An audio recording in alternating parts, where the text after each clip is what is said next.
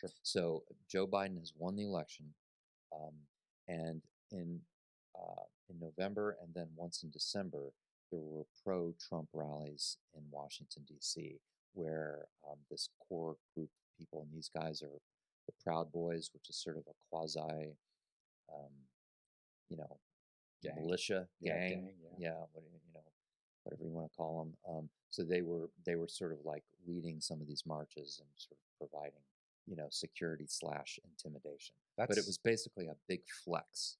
Yeah. And it was also, as we sort of learned a few weeks later, I think it was almost like practice for what went down on January the 6th.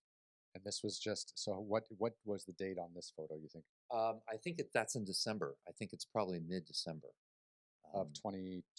2020. So it was basically roughly speaking, a month after the election. A month after. Yeah, the election. but Trump and Rudy Giuliani and his band of now disgraced lawyers were going all around the country trying to set up claims against the election results in various states. I remember that. Right, and so there were all that was very public.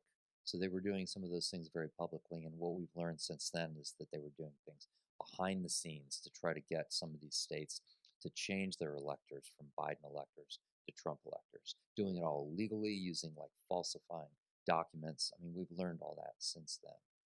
But at the time, what it seemed like really was these rallies were just a public show of support for Trump.